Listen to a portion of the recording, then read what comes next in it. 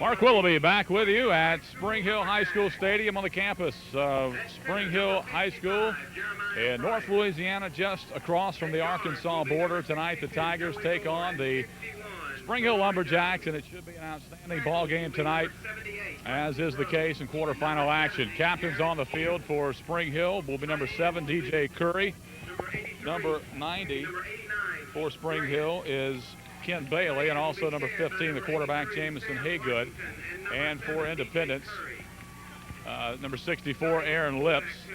And can't quite see who the other captains are for Independence. I think that's Ezra Spurlock, also one of the captains for the Tigers in this ball game. While we're awaiting the coin flip, today's game is brought to you in part by People's Bank of Louisiana, member FDIC, with 5 offices to serve you in Amite, Kentwood, Greensburg, Franklinton, and a new office in Hammond. That's People's Bank of Louisiana, member FDIC. Also brought to you by Dixie Motors, home of no rigmarole. Dixie Motors is dedicated to service after the sale. Don't get stuck without a Dixie sticker. Dixie Motors, home of no rigmarole. And First Financial Services, for all your holiday and money needs. A free ham or turkey with all loans from now till Christmas. Just think First Financial Services, Hammond and Ponchatoula. And also Mike's Glass and Radiator, windshield repair, radiator repair, or just your annual inspection sticker. Mike's Glass and Radiator, just off Highway 51 in Independence, and also Field of Dreams Baseball School, located on North Cherry Street in Hammond. Jason Baglio, owner. That's Field of Dreams Baseball Camp. Call Jason Baglio, 878-9415. The Lumberjacks won the toss. They will defer.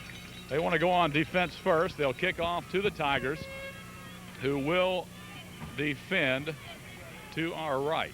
So the Tigers will get the football here to start the first quarter. Springhill, a very good defensive football team, a grinded out offense. They can hit you with a big play.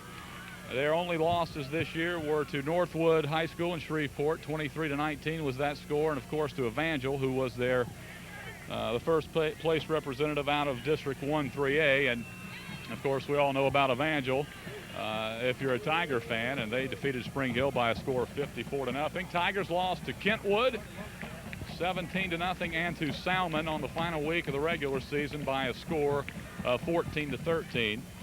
And we are about set for football. Tiger fans across the way have made the trip up, and they're still filing in as cars continue to drive in here to Lumberjack Stadium. And kicking off for Springhill, it looks like, as we check, number 26 for the Jacks, that'll be Jerron Coleman, who will kick the ball off for Springhill.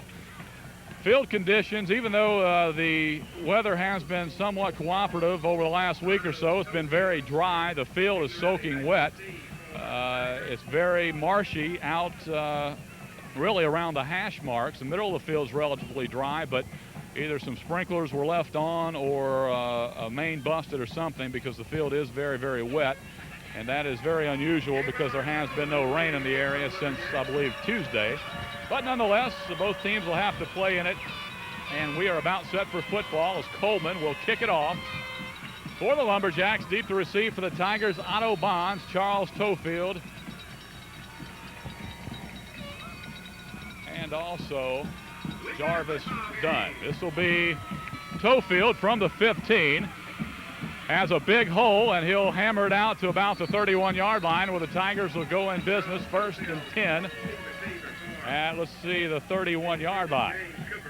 Tigers will have Antron Sieber at quarterback. The offensive line will be Ryan Gazzardo at center. Your guards are Aaron Lips and also Gary Rishu. Your tackles are Brett Anzalone, Barry Whitmer. At fullback, Kim Benitez. Tailback, Brandon Dawson. And your wideouts, Ryan Joseph and David Giacone. Tigers have it 1st and 10. Springhill will pack 7-8 men in the box. Here's Sieber.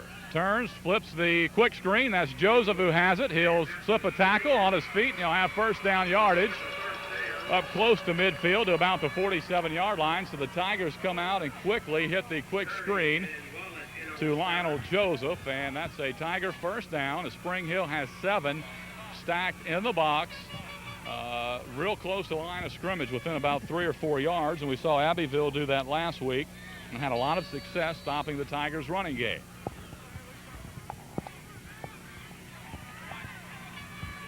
So 1st and 10, ball at the 47, Tigers with a football. Opening moments of the ball game. Here's Sieber. He'll run the zone play. This is Dawson. He'll have a little bit of running room and is hit after a gain of maybe 1. Again, footing is very tough, and there Dawson tried to cut it back inside, but slipped a bit and picked up about 1 yard on the play. It'll bring up 2nd down and 9. And we are a long way away from the playing field, and it's tough to spot numbers out here. It's a very dimly lit stadium, so we'll do the best we can in bringing you the correct ball carrier and tacklers in this ball game. Sieber on a 3-step drop. Here's Giacone on a hitch. He'll try to break outside, and he cannot as he gets about 1 or 2. And that's a nice play by the Springhill defensive back as Goldberg makes the tackle, and Mendenhall for Springhill. And the Tigers will run a 3rd down and 7, ball resting right at midfield. The Tigers coming out throwing the football much as they did last week against Abbeville, and right here, ball at midfield, 1st 3rd down situation in this ball game.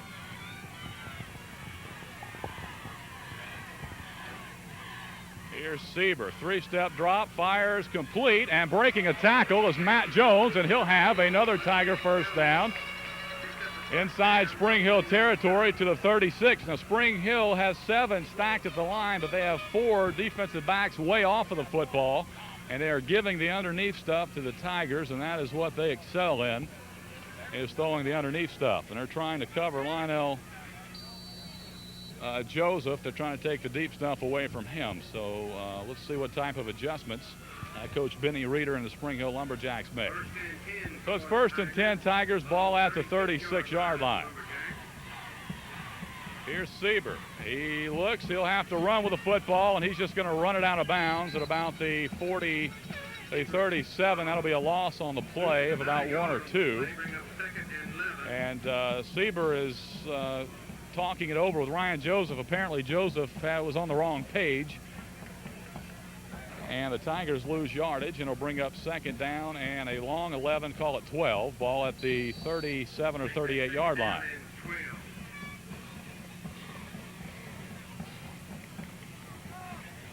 Springhill, as we said, a big football team. They'll be bigger than Independence up front.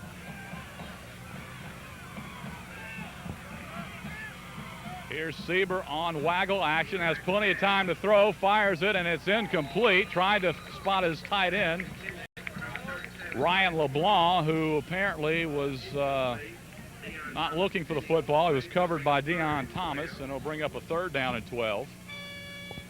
As LeBlanc was covered by the linebacker there, and that's something that we saw last week. Abbeville's linebackers did not respect pass at all, but Springhill is a little more cognizant of that here tonight. 3rd down and 12. Tigers started this drive at about their 31, and they had it 1st and 10 at the Lumberjack 36, but have gone backwards since then. Here's Sieber, waggle action. Fires it. It's incomplete. Intended for Giacone, and that's incomplete. And the Tigers will have to punt the football. So Springhill, who bends a little bit, but they do not break. Tigers will have to punt it away.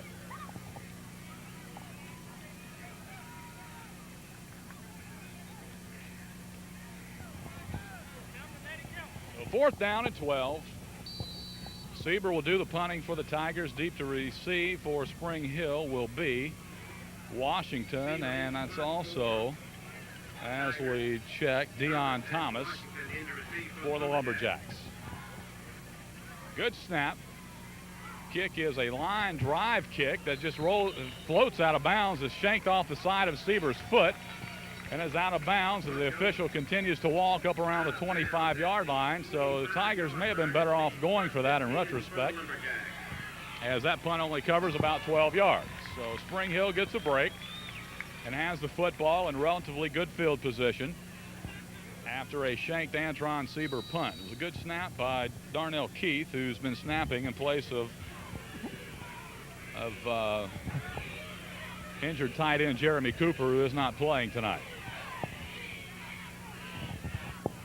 Lumberjacks with the football, and they'll hand it off to the fullback right up the middle, and he has a big running room, and that is the fullback, Dion Thomas. And again, right there, we saw the fullback really hurt Independence last week. That was Quinn Nolan for Abbeville, hurt Independence last week, and we see Springhill exploit the fullback on the gut play right up the interior of the Independence defense for a first down out to the 38-yard line. So Haygood under center, backs in a wing, man in motion. This will be another fullback give, and a big gaping hole again by number 32. Again, that's the fullback, that's Mark Gates, and they have two big running plays right up the interior of the Independence defense. And that's something that Sammy Messina, the Independence defensive coordinator, is going to have to get straightened out. And that is 2 weeks in a row now that they have been burned by the quick hitter to the fullback.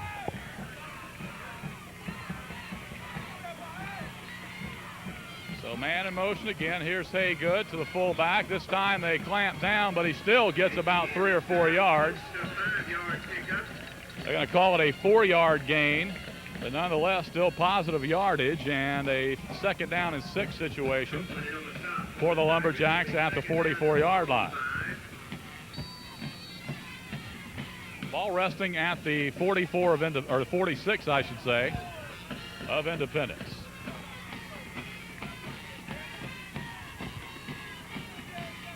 This will be the straight give for about 1 or 2 yards. This will be, we couldn't quite see who that is. Again, we are so far away from the football. It looks like Gates again. Or actually, that is, as we check, Coleman, I believe.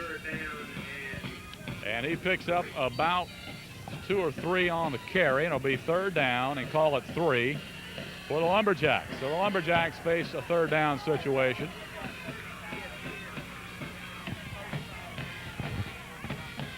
This will be a give, and short of the 1st down, I believe, is Gates. He'll be about a yard short, and Springhill probably will go for it here on 4th and 1. So for the 2nd week in a row, the Tigers have been pushed a little bit up front defensively, and Springhill will go for it here on 4th down and 1.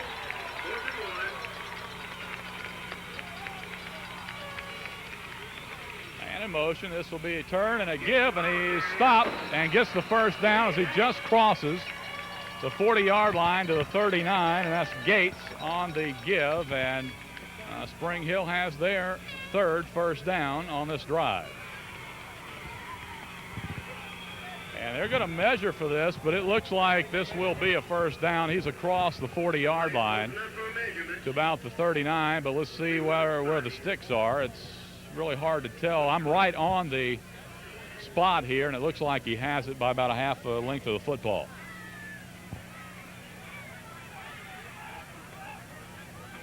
Stretch out the chains, and he will have it by a half a length of the football. So Springhill picks up the 1st down, and they're driving here early in the 1st quarter. 7:14 to go, no score. Glad you're with us here on Florida Parish's Television, Channel 17. Amite is also in North Louisiana tonight, taking on Evangel. That game is in Shreveport. Hammond High hosting Eunice. Kentwood is playing St. Edmunds under the water tank. This is another give to Coleman, and he has about 5 yards. So 1st down carries for Springhill have netted no less than 4 yards on each carry, and some have been bigger than that. And Independence has to do a better job on 1st down.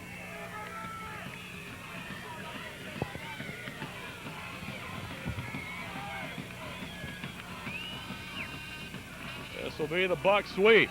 Cutting it back inside for about 1 or 2 is Coleman, and he's stopped by Ryan Joseph, I should say. And a gain of about 1 or 2 on the carry will bring up a 3rd down and call it a long 3, perhaps 4 yards. So the Tigers trying to stiffen here defensively. Springhill perhaps probably in 2-down territory most likely. Split to the near side of the screen and a wing. This will be straight handoff to Coleman, and he's about a yard short again of the first down. And again, Springhill will have a 4th and short. They converted the last one. And we'll look to convert here on 4th and about 1. Call it a solid 1 yard. Sean Tanner on the tackle for the Tigers. Tanner, a banged up knee, he's been gimpy. He was injured last week against Abbeville, and again, a 4th down situation.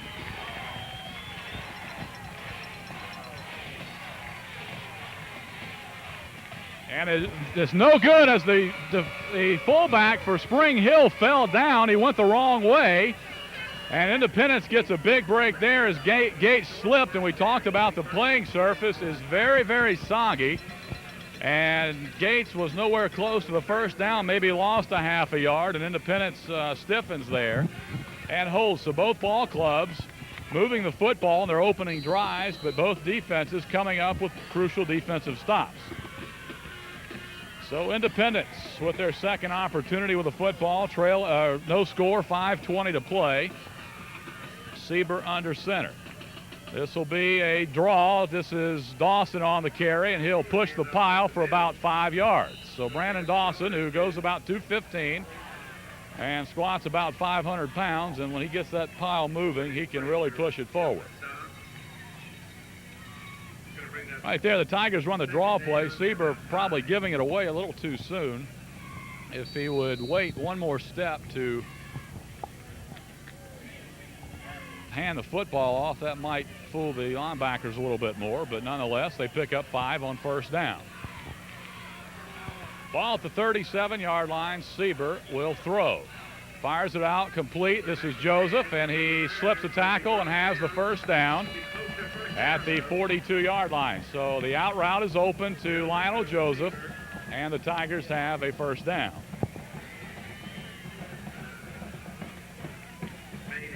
So the Tiger offensive line has done a well of a job in pass protection. Here tonight, Tigers have attempted 5 passes already, and Sieber's had plenty of time so far to throw the football. So 1st and 10, ball at the 42-yard line of Independence. 2 wide receivers to the high side. Here's Sieber on the give to Dawson, and he will have about 1 or 2 yards as he slips a tackle in the backfield and forwards ahead for about 1. So Springhill is content to stop the run, and they are making it hard going for Independence. And as we said, they have 2 big guys in there about 280 on the interior of their defensive line, a big defensive end in Bailey, who goes about 230. So they're a pretty big unit up front. 2nd down and 9. Here's Sieber. 3-step drop, fires it again to Joseph, and it's incomplete. Breaking on the play was Sam Washington, who was an all-state defensive back last year in Class 3A, and he shows why as he breaks on that football, anticipating the out route. And that pass not only broken up, but could have come very close to being intercepted. So 3rd down and 9. Tigers, again, running game is a little bit hampered tonight with Sieber's sore ankle, and he's a big part of the Independence running game, and he's about 50%. So Tigers will try to do it through the air. 3rd down and 9.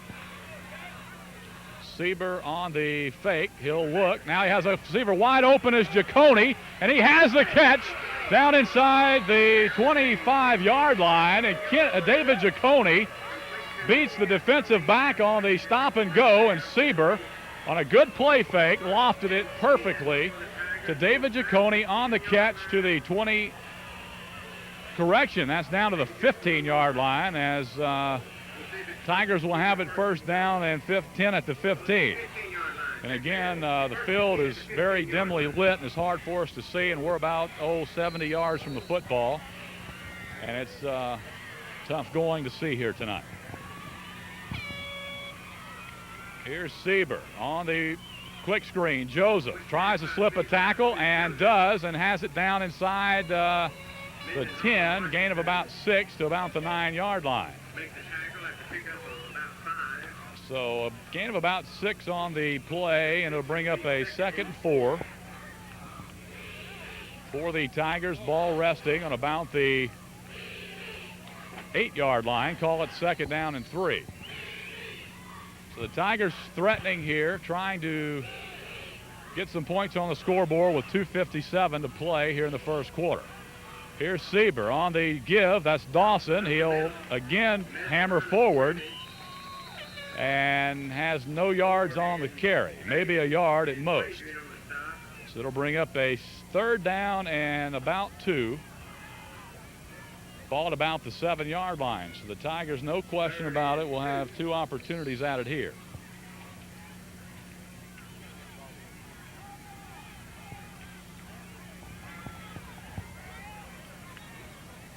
One advantage for both teams here is that Springhill does have a play clock, so that helps the Tigers to get plays in a little bit quicker than relying on the official. Power I formation. Here's Dawson, and he's hitting the backfield, tries to forge forward, but he'll be short of the 1st down, I think, as he is right on about the 5.5-yard line, and it looks like he's going to be about a half a yard short. So Independence is going to have to go for it here, short of the 1st down. So it's 4th and less than a yard, and the Tigers will have to muster some type of penetration up front. They have gotten very little so far against the Springhill defensive line.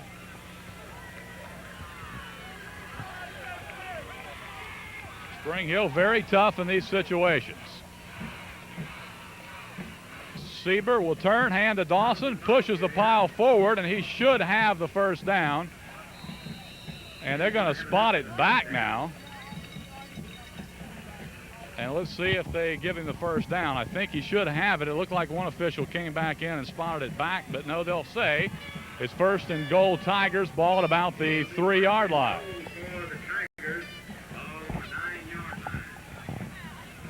The Tigers have it 1st and goal, ball at the 4-yard line.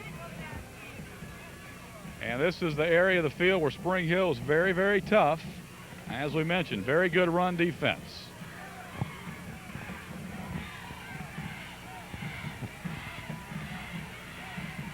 Sieber on the give to Dawson, and he'll push ahead for about a yard. And again, Sieber right there on the give. They're not respecting Sieber at all because he is hurt, and if he is to pull that ball, he could walk into the end zone. So it'll be 2nd down and goal at about the 3 after a gain of 1.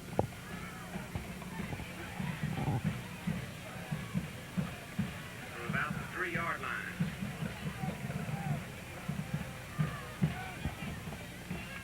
10 seconds on the play clock, 24 on the game clock here left to play in the first quarter. Ball at the 3. Sieber drops back to throw. He's being rushed, fires wide open in the end zone. Touchdown, Tigers. And that is Matt Jones, who sneaks over the middle and is open. Nice look by Sieber, as he couldn't find anybody to the outside looking for Joseph or Giacone. But Matt Jones able to sneak across the middle, and Lumberjacks not picking it up, and Sieber alertly spotting it for the touchdown. The Tigers are on the board with 12 seconds to go in the first quarter, with Sieber kicking the extra point. Snap by Darnell Keith, hold by Joseph. Snap is down, kick is up, and it's off to the right, no good. And Sieber shanks the extra point. But nonetheless, the Tigers with an impressive 69-yard drive, most of it throwing by Antron Sieber. The big play, a deep pass to David Giacone to the 15-yard line. Tigers punching in and lead it 6-0. And this ball game is brought to you in part by People's Bank of Louisiana, member FDIC, with 5 offices to serve you in Amite, Kentwood, Greensburg, Franklinton, and a new office in Hammond. That's People's Bank of Louisiana, member FDIC. And also First Financial Services for all your holiday money needs. A free hammer turkey with all loans from now till Christmas. Just think First Financial Services. That's Hammond and Ponchatoula.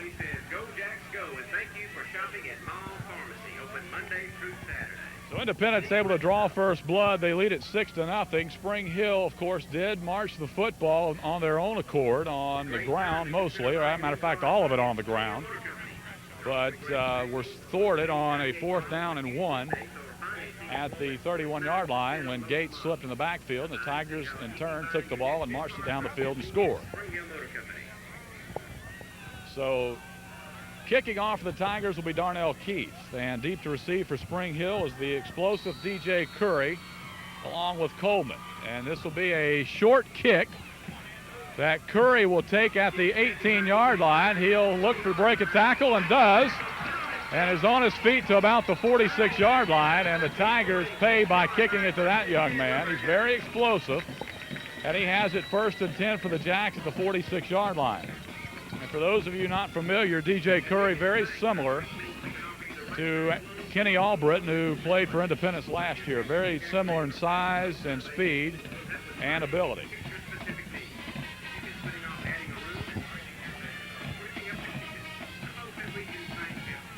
Lumberjacks with their second offensive possession, ball at the 46-yard line. Haygood under center. He'll have a full house backfield.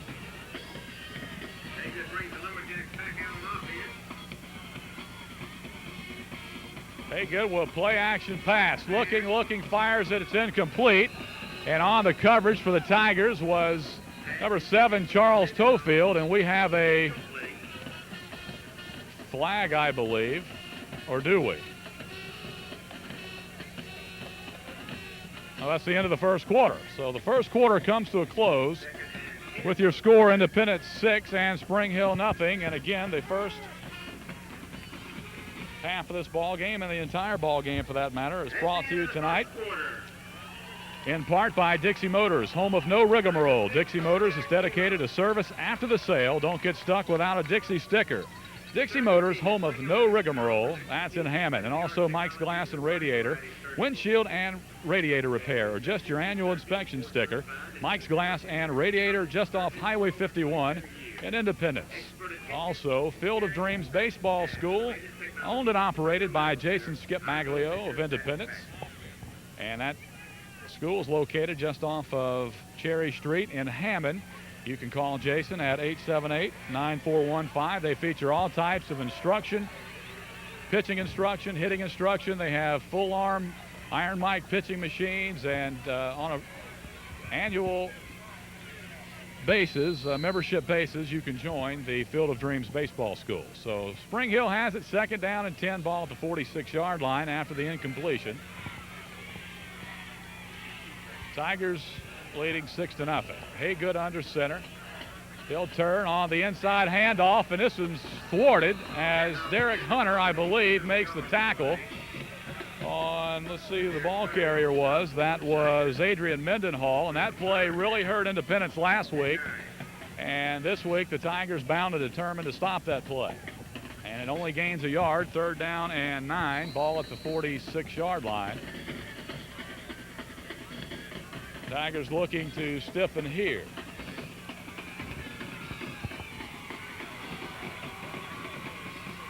Curry split out to the bottom of your screen. Haygood calls out the signal. 3-step drop on the slant. Ball is caught by Curry, and he's hit short of the 1st down, and that was a heck of a catch by DJ Curry. And Haygood threw that ball right on the money, but again, ladies and gentlemen, you see the athletic ability of Curry to reach high in the air to snag that pass, and he is one good-looking player. So it'll be 4th down and 3, and they'll bring in Coleman in to punt for Spring Hill, and the Tigers right here need to be wary of a fake or a hard count. Nobody in deep to receive for the Tigers. They'll play defense. Coleman will put a foot into it. It's a high kick, not very deep, and it will hit in the muck and take a Spring Hill roll. And it'll roll down to about the 6 or 7 yard line, and Independence will have it 1st and 10. And just when you didn't think the ball would be able to roll in this mess, it takes a Spring Hill roll and turns out to be a pretty nice punt by Coleman. So the Tigers on their 3rd possession of the ball game have it with 10:28 to play in the first half, leading 6-0.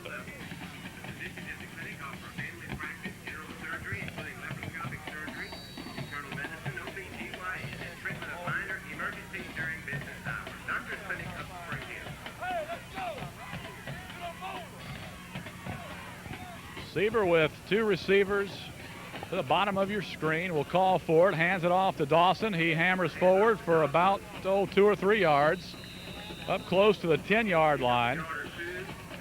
And it'll bring up 2nd down and long, and on the tackle for Springhill look like Bailey and company, and also Gore, or Ford, I should say.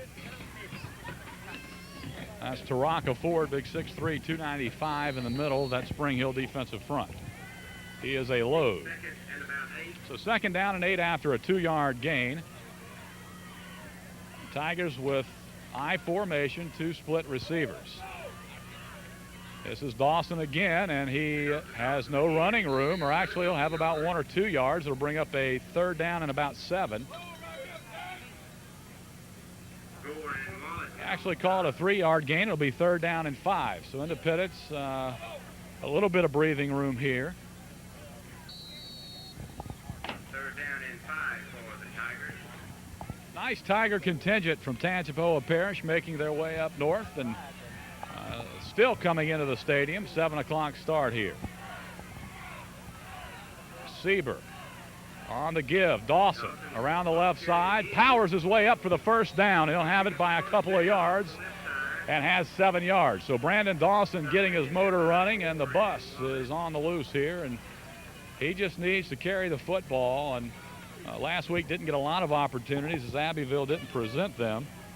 He only had 26 yards in the ball game, a season low for him, and he was also banged up a little bit. But the more he carries the football, the better he picks and chooses his holes, and the more powerful he runs. But he looks a little gimpy right here. 1st down and 10. Tigers ball at the 17-yard line. Joseph back to throw, fires it to Jones, has it complete, and he's down on a knee at the 26-yard line. And that's about a gain of 6 or 7 yards. And Matt Jones, a big part of the offense here tonight. That's his 2nd reception, had a touchdown earlier. And that's a gain of 7. It'll be 2nd down and 3. Ball out to the 26-yard line, be 2nd down and 4. So 2nd and 3, ball at the 26. Tigers need the 29 for the 1st down. Here's Sieber on the zone. This is Dawson, has a hole, and he'll pound his way up for 1st down yardage, or close to it, at around the 29-yard line. And Brandon Dawson finding a little bit of room on the perimeter of the Lumberjack defense. Tigers with zone blocking and finding some creases, and Dawson picking up the 1st down. So 8:09 to play in the 1st half. Tigers lead it 6-0 on an Antron Sieber to Matt Jones touchdown pass that covered 3 yards.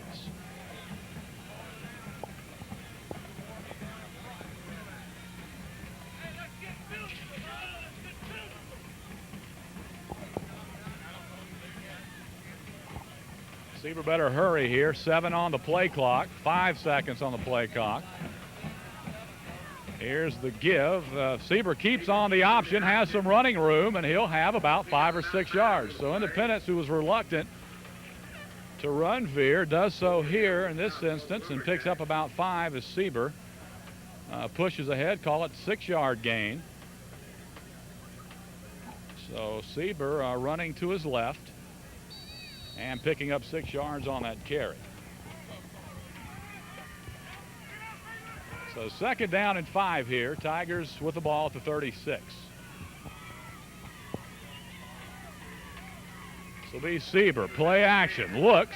Now he fires deep, has Joseph down there, and the pass is incomplete. And that should be interference, but no call, as Giacone is run over by Washington, but they'll call it uncatchable. And they say no. And he was definitely interfered with. It was a question of whether the ball was catchable, and the official in his estimation says it wasn't. And it'll bring up a 3rd down and 4.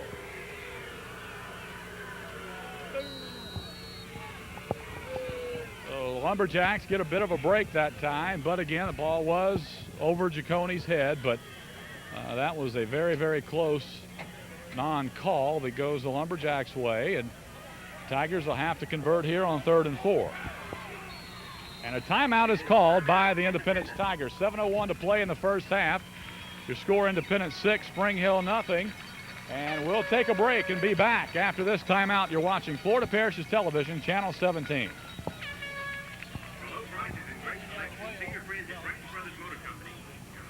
And 4, Tigers. 3rd down and 4. Tigers have it. Looking to convert here.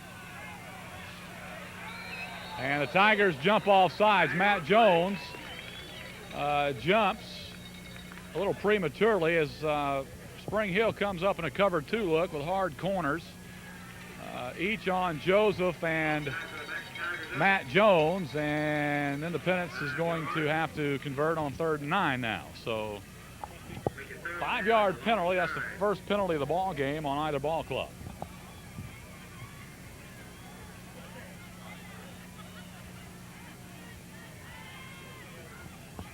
So interesting, Spring Hill comes out in that hard cover 2 look. Now let's see if the Tigers decide to exploit the middle of the field here. Now looks like they'll change up coverage as Independence goes to a slot formation. Sieber on the waggle, has time, has his tight end, and the ball is picked, nearly intercepted, and is.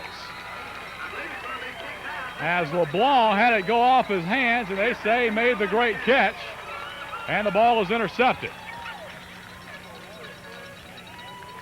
So they were looking for the tight end, but he wasn't open, and Spring Hill changed up their coverage. And if they run that play previous, it's probably wide open. But with the change in coverage, Spring Hill had it covered, and they got the deflection. The ball was picked off, and the Lumberjacks have the football in pretty good territory here at the Tiger 39-yard line. And this will be the fullback again, and that's Gates, and he has big yardage, about 5 yards to the 34. And he's very quick hitting that hole, and the Tigers have had trouble stopping the fullback here tonight. And that's been the bulk of Spring Hill's yardage in this ball game. Second down and a long 5. So 2nd down and 5, ball at the 34. Here's another quick hitter. That's Gates again, and he's up close to a first down, perhaps about a half a yard short. And they are just hammering it right up the middle, and they are getting 5 yards a chunk. Going to bring up 3rd down and 1. So it'll be 3rd down and 1 here for Spring Hill. And they have had 3 3rd down and shorts here tonight, picked up one of them. Tigers turned them away on another, and now have it 3rd and 1 again. Ball at the 30-yard line, about 2 feet to go for the first down. A good sends a man in motion, calls for it. This is a pitch out, and getting some running room is Coleman on the outer half, and right there he had to dodge a tackle in the backfield and picked up about 2 yards, but that was a risky play for Spring Hill, and very easily could have been stopped for a loss if they could have hemmed him up in the backfield. But nonetheless, he picks up the first down. So after the Tiger turnover, they have their backs against the wall. Spring Hill is threatening to score here.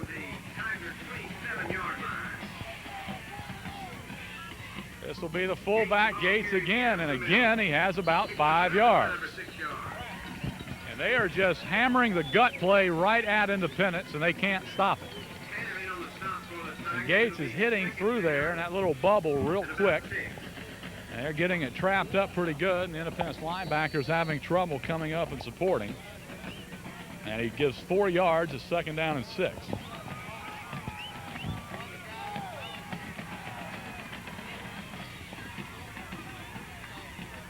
Man in motion. This will be a quick hitter to Coleman. He's hit in the backfield and dropped by Derek Hunter, or that's just Phil Tador on the blitz. And Derek Hunter on the stop. And a loss on the play back to the 27-yard line. So Derek Hunter reading that all the way and stopping it for the loss. It'll be 3rd down and 9.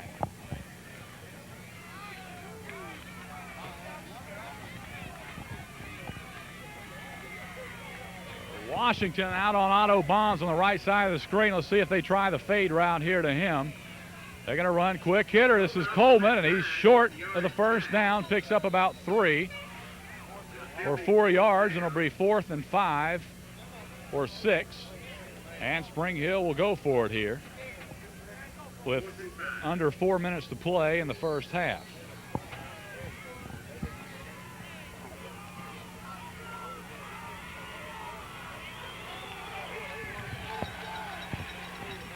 Curry to the bottom of your screen, 4th down and a long 5. This is Haygood, 3-step drop, fires, intercepted. Intercepted by Charles Tofield, who stood right there on the slant and anticipated it all the way and made the catch, much to the delight of the Independence coaches. As Charles Tofield, if you ever seen him, there's a reason why he's playing defensive back, but he makes that catch there. Charles Tofield, one heck of a player for the Independence Tigers, and he will really hit you, but right there, stepping in from a strong safety position, making the interception. So again, Springhill hammers the ball for some yardage down to the 24, but are intercepted. Tigers will have it. 3:36 to play in the first half. This will be Sieber on the give to Dawson, and he has nothing on the play. A yard at best. Then he picks up a yard, stop in there by Wallace and Bailey.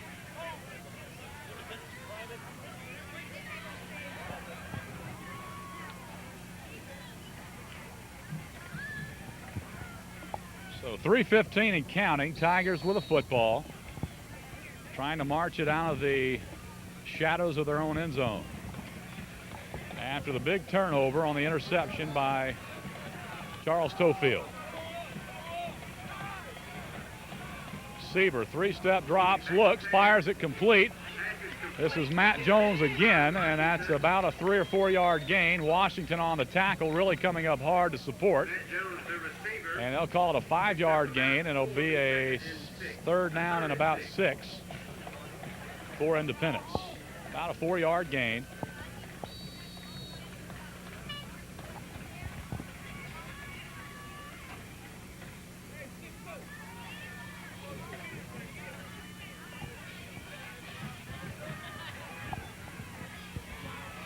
Ten seconds on the play clock. Tigers have twin receivers to the near side. Sieber sends Dawson in motion, calls for it, 3-step drop, swings it out to Dawson. He's hit and dropped immediately for a loss on the play, and that'll be a loss of about 4. So Independence is going to have to punt it away inside of 2 minutes. And Springhill coming up quickly to support that time. That's a nice play by the Springhill Lumberjacks, and we couldn't quite see who made the tackle. So Independence, who shanked the last punt, Antron Sieber did, and he's going to have to punt it standing at about his own 3. So Springhill looks to get very good field position after this kick, and a flag has been thrown. If that's against Independence, it's going to back them up even further. That's probably on Darnell Keith for moving the football, and that's what it is. Darnell Keith picks up the personal, and that's something that you really don't want to see there. So that's going to send Sieber into his own end zone to kick. So Springhill's going to get this football in good field position, and it's going to be up to the Independence defense to keep him out of the end zone before the end of the first half here. 2 deep safeties, that's Washington and Deion Thomas. This is a short kick that will hit and bounce and takes an Indy roll to the 44-yard line. So it looked like it was kicked straight up in the air, but it carried a little bit more than that. So Springhill have it 1st and 10 with 1:15 to play. A minute 15 left in the first half. What has been a rapidly played first half with Independence on top 6-0. But Springhill has threatened several times in this ball game here in the first half.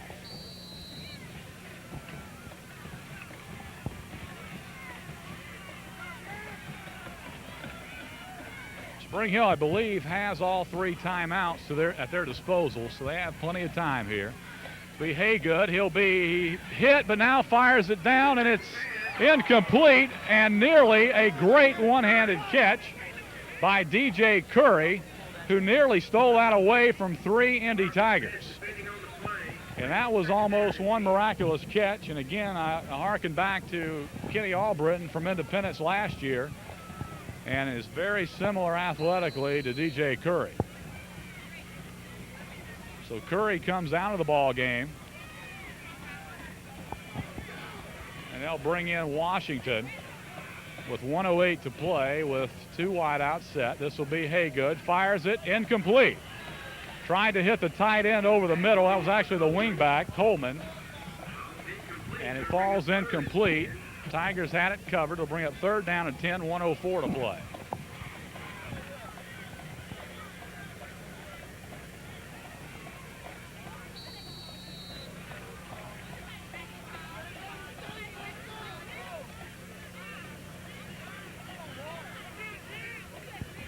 Third down and 10, ball at the 44-yard line. This will be Haygood on the pass. It's stopped. Gates is stopped in the backfield for a loss. And that's Charles Tofield, who read it all the way and stopped Gates for a loss, and will bring up 4th down. And Springhill will have to punt the football here with 46 seconds and counting. And the Tigers will probably, I'm sure, not send anybody back deep and just play defense.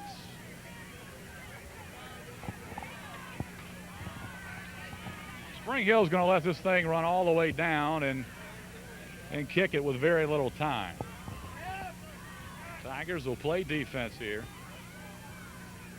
Just try not to give up any type of fake.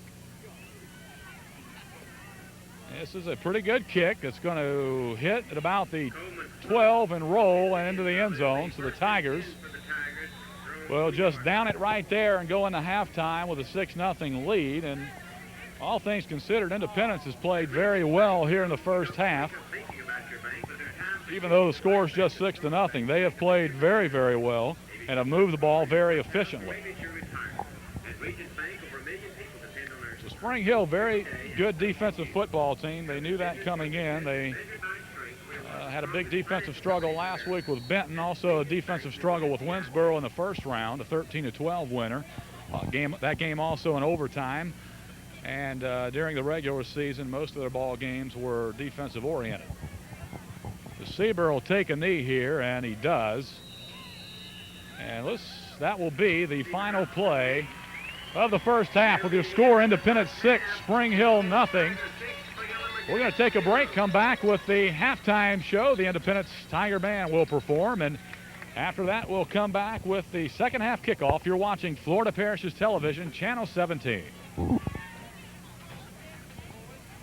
Mark Willoughby back at halftime. The Independence Tiger Band getting set to perform, and as they do, we'll hear from some of our sponsors as tonight's game brought to you in part by People's Bank of Louisiana, member FDIC, with 5 offices to serve you in Amite, Kentwood, Greensburg, Franklinton, and a new office in Hammond. That's People's Bank of Louisiana, member FDIC. Also tonight's game brought to you in part by Dixie Motors, home of no rigmarole. That's Dixie Motors, dedicated to service after the sale. Don't get stuck without a Dixie sticker. That's Dixie Motors, home of no rigmarole in Hammond. And also First Financial Services of all your holiday money needs. A free ham or turkey with all loans from now till Christmas. Just think First Financial Services. That's Hammond and Ponchatoula. Also Mike's Glass and Radiator. They have windshield and radiator repair or just your annual inspection sticker.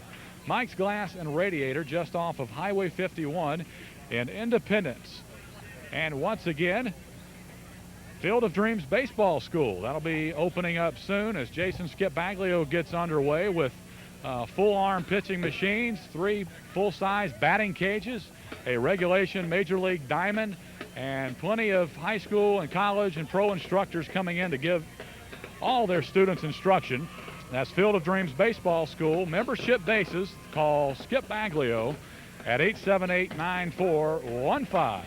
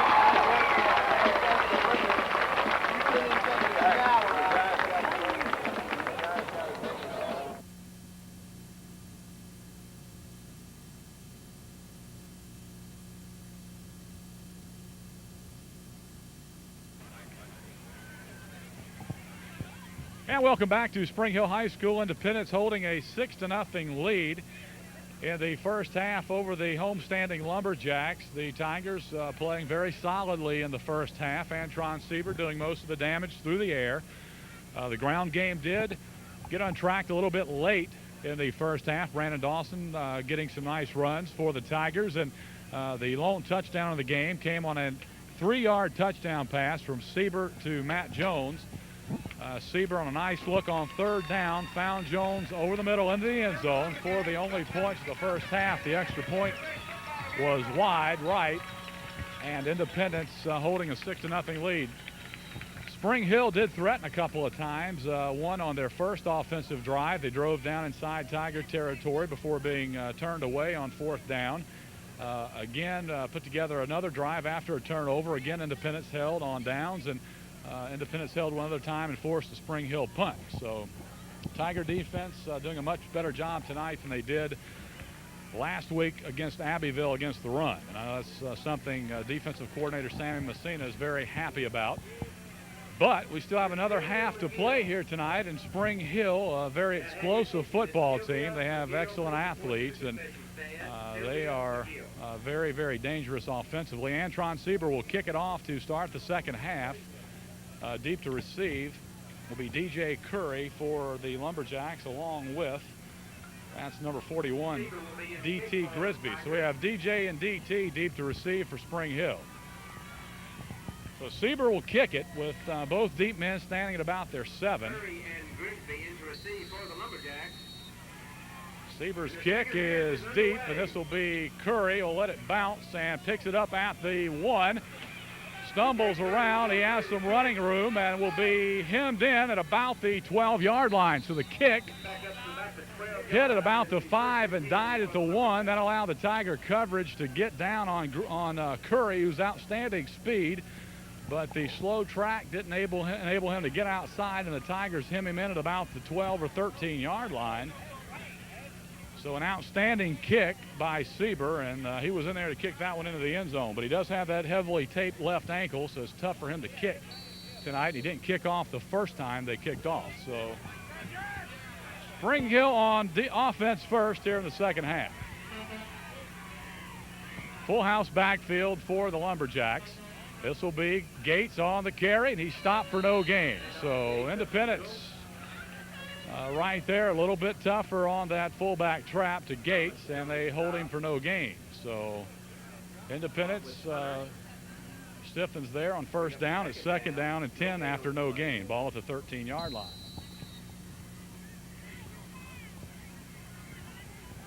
Washington is your receiver to the bottom of the screen. Again, full house backfield. 2 tight ends for the Jacks. This will be the tailback, Coleman on the carry, and he has no gain, maybe a yard on the play. And it'll bring up third down and 9. And put Spring Hill in a long, third and long situation and perhaps a throwing down.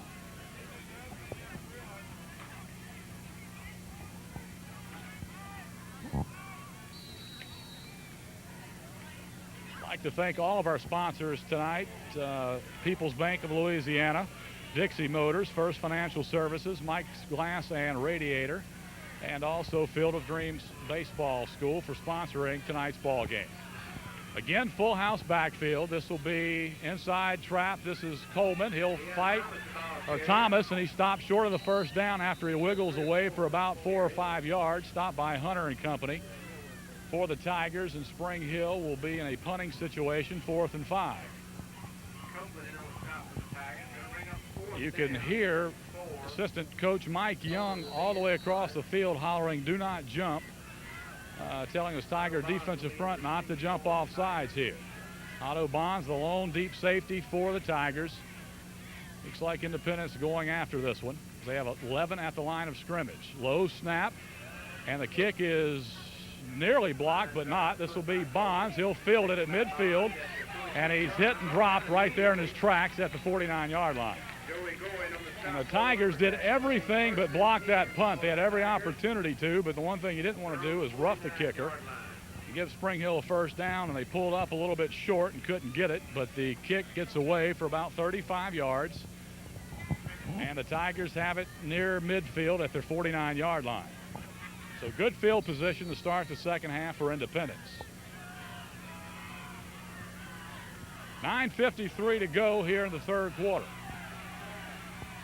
Jacks have 7 close to the line of scrimmage. Here's Sieber back to throw. Looking, has some room to the left.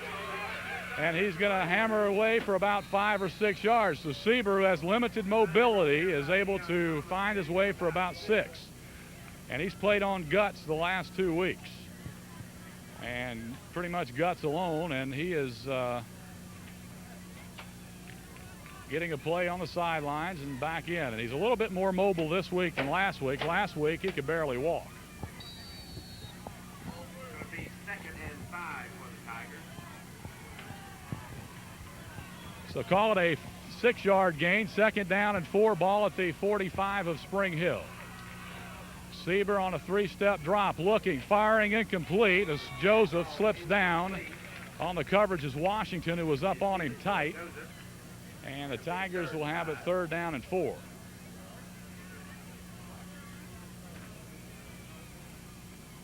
So Spring Hill tightening up their coverage a bit here after the first quarter, in which Independence torched them through the air, so they've tightened it up a little bit. And Antron Sieber has had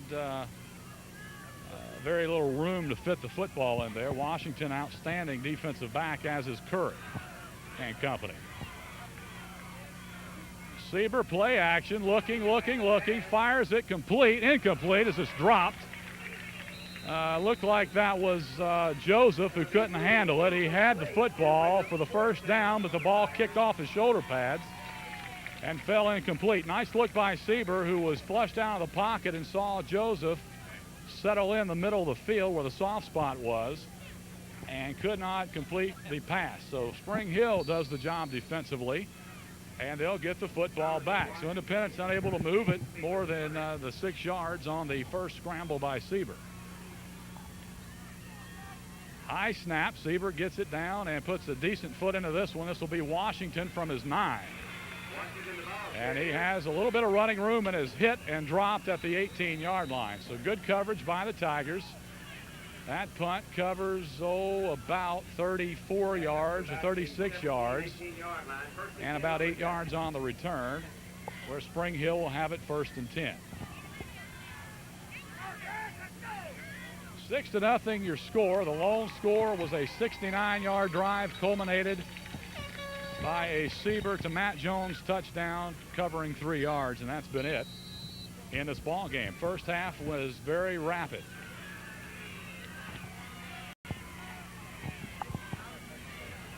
Backs in the backfield in the wing tee set. Here's the give to the fullback, and he fumbled on the play.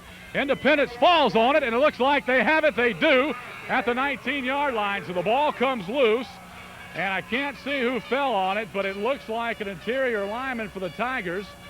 That is David Copeland, the defensive end, who comes up with the fumble recovery. So the Tigers in good shape here at the 19, but they need to be able to put one in the end zone. Tigers are covered on the 20-yard line. They have pretty much dominated the ball game tonight, but only have one score to show for it. And I know Coach Baglio would like to put another one in the end zone with an opportune situation here, 1st and 10 from the 19. They'll have double coverage on Joseph here on the outside.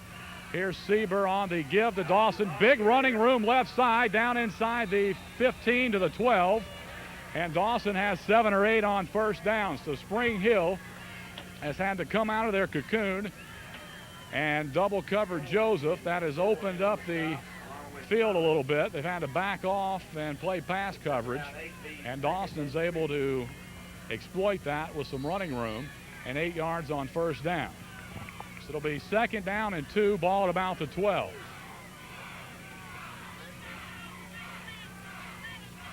Sieber on the give. This is Dawson. Big hole over the left side. Should have the first down at about the 9-yard line. So Sieber gives it to Dawson, and Dawson is doing what he does best, downhill running at 215 pounds. He's quite a load and has a ball inside the 10 at the 9, 1st and goal. And again, the Tigers have it first and goal from the 9, and that was the case earlier in the ball game. And it's always tough going when you get the ball first and goal at that area. It's always tough.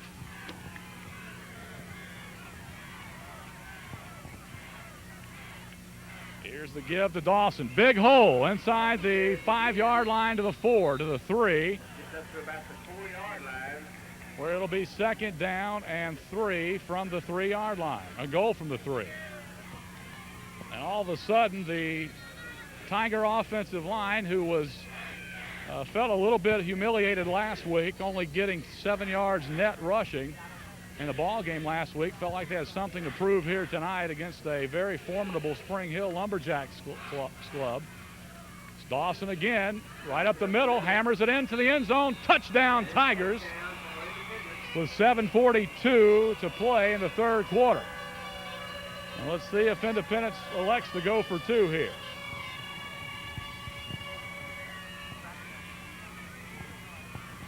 A lot of times you got to be careful. I think Coach Baggs will go for 2, but a lot of times you're better off just kicking it, because that point could be a key later in the ball game if you don't make the 2-point conversion here. But they're going to go for the 2 from the 3-yard line. Giacone is your lone split end to the right of your screen. This will be Sieber. Bootleg action, looking, can't find anybody. He'll run it into the end zone for the 2-point conversion. And the Tigers lead it 14-0 with 7:41 to play in the 3rd quarter. And at this time, we'd like to hear again from our fine sponsors who have graciously supported high school football in Tangipahoa Parish during the 1998 season, and they are People's Bank of Louisiana, member FDIC, with 5 offices to serve you at Avey, Kentwood, Greensburg, Franklinton, and a new office in Hammond.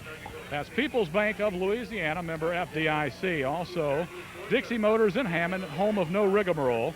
Dixie Motors is dedicated to service after the sale. Don't get stuck without a Dixie sticker. Dixie Motors, home of no rigmarole. 7:41 to play. Tigers able to pounce on a Springhill turnover and go up by 2 touchdowns, 14-0. With 7:41 to play in the 3rd quarter, but Springhill, as we mentioned, still very explosive, and they have weapons, ladies and gentlemen, offensively, so you can never count your chickens too soon if you're a Tiger fan, and they have to continue to play well here in this ball game. Sieber will kick it off. Curry deep to receive, and this kick will scribble out of bounds, I believe, and I think Springhill will just go ahead and take that one at the 35. Sieber's had trouble kicking the football tonight. He shanked a punt earlier in the ball game. He missed an extra point. He sees that kickoff go off the side of his foot. Normally he kicks the ball into the end zone on a regular basis, but again, his left ankle heavily taped, and it's hard for him to get a good plant, and that's why he didn't kick off the first kick of the ball game. So Springhill will have it 1st and 10 at the 35 after the kick out of bounds. The Tigers have to continue to play solid defense.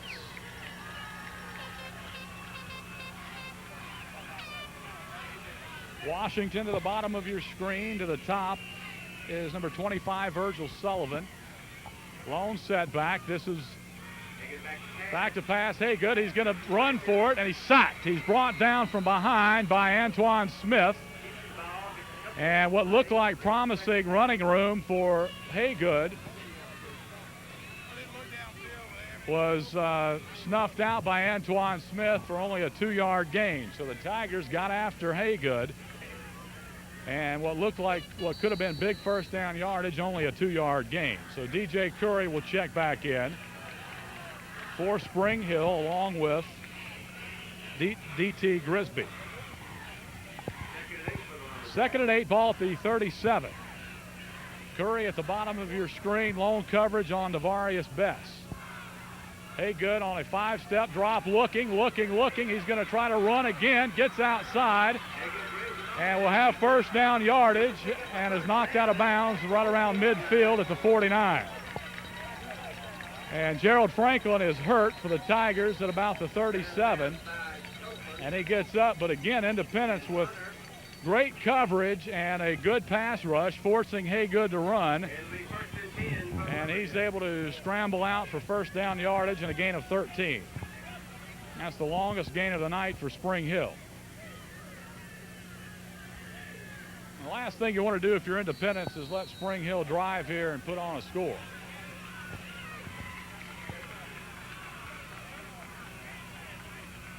This will be the fullback, Gates, straight ahead for about 3. So Independence doing a much better job on the interior on that fullback trap to Gates. Picked up big yardage in the first half. And that's a first down gain that I know Sammy Messina will be happy with, just a 3-yard gain. We'd like him shorter than that, but he'll take it. Haygood back to throw, looks and fires, has his receiver open, complete, short of the first down. He picks up about 2 or 3 on the carry, on the reception. That's Washington. And it'll be third down and about 3. Ball will be spotted at the Tiger 42 or 3-yard line.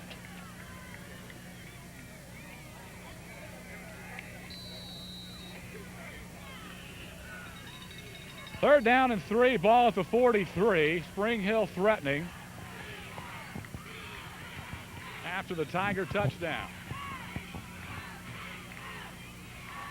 This will be Gates. He's hitting the backfield for no gain. A loss on the play of about 2, and it'll bring up fourth down, and the Lumberjacks will have an interesting decision here to either go for it or try to just go ahead and punt it and play field position, and I think they'll go ahead and punt it. Still no panic time yet for Spring Hill. They give him pretty good spot on the play and call it only a loss of 1. So it's fourth down and 4. And the Tigers again will just have one man back deep. That's Otto Bonds, and they'll play defense here and looking for the fake. Don't want to jump off sides. This is a shank, or a pretty decent kick that'll bounce and take another Spring Hill roll down to about the 6 or 7 yard line. And that's the second time that Spring Hill has pinned Independence deep inside their own territory. As Coleman with a nice kick has the Tigers backed up. Again, tonight's ball game brought to you by First Financial Services for all your holiday money needs. A free hammer turkey with all loans from now until Christmas. Just think First. First Financial Services, Hammond and Ponchatoula. Also, Mike's Glass and Radiator, located in Independence.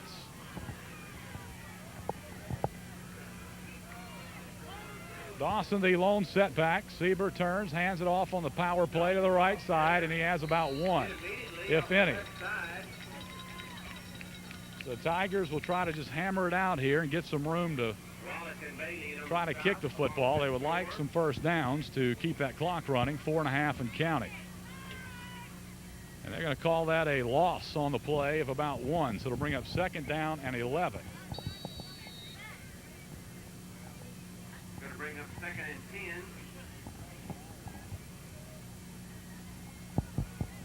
10. Outstanding crowd on hand here tonight in Spring Hill. The Lumberjack faithful out in massive force here tonight. They have a very large home side of the stadium, and they are here supporting their Jacks. This will be Dawson on the straight handoff again, and he'll have 1 or 2 yards on the carry. And it'll bring up a third down and long situation for the Tigers. So Spring Hill starting to stiffen defensively in that interior front. They have 2 big guys in the middle, Takara Ford, and also, as we look in there, Bailey, number 90, and others. So third down and 9. Sieber will drop straight back, looking, fires, and passes incomplete, and hit hard is Joseph, or is that Giacone? And Giacone was leveled by Sam Washington on the play. So Spring Hill stiffens after the nice punt by Coleman, and Independence is going to have to kick it out of their end zone once again.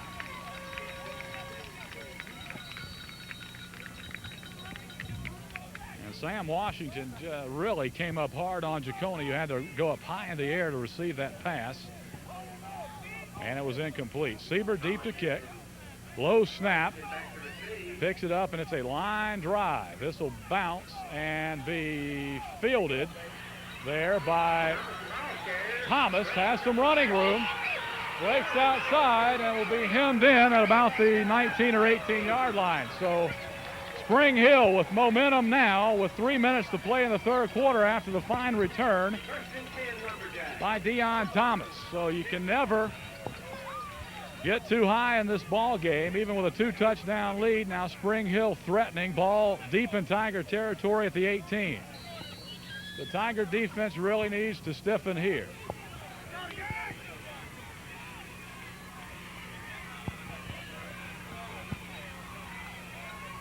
Haygood under center. He'll play action fake, looking, fires it, has Curry open, incomplete. Had his man down there, but Curry got a little turned around, guarded on the play by Tofield, I believe. As we were blocked out of this corner by some fans, but nonetheless, good coverage, but the pass a little bit overthrown. And it'll bring up 2nd down and 10. Defending on the play for the Tigers, bring up 2nd down. Also Devarius Best down there on the coverage. And now Washington will come down to the far side of the screen. Haygood under center. Looks it over, now turns and hands off. And big running room. And into the end zone for the touchdown, but a flag is down, and I think this is going to be a hold on Springhill. Looks like Washington may have held at about the 5-yard line. And this one is going to come back and put Springhill back to about the 15. So Washington was guilty with a hold. And let's see where they will spot this ball. It's usually from the spot of the foul. And let's see where it came from.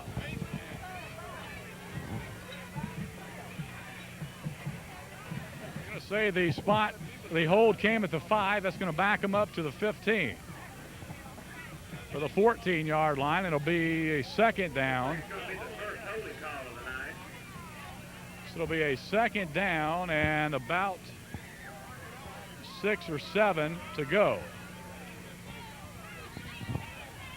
Washington had a pretty good stalk block out there, and we really were blocked out and couldn't see. But apparently had some shoulder pads and was guilty of the hold. So at least for now, the Tigers get a reprieve. The Springhill found a little bit right there on that counter play. 2:47 and counting, 2nd down and a long 6.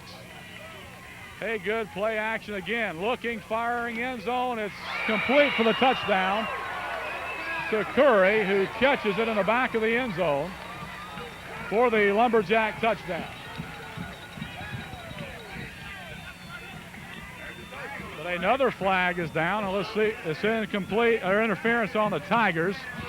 And Springhill comes right back after the short Tiger or the good kickoff return and answer with the touchdown, and is 14-6. Lumberjacks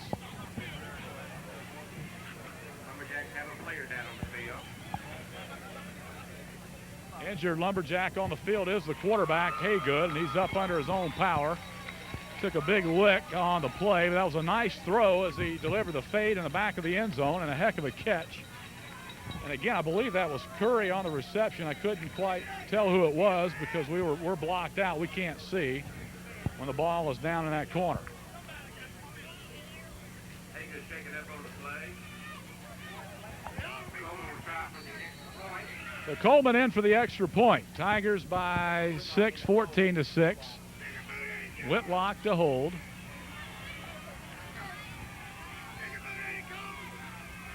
Snap is down, kick is up, and will be short. And no good. That kick didn't even have a chance as it barely cleared the line.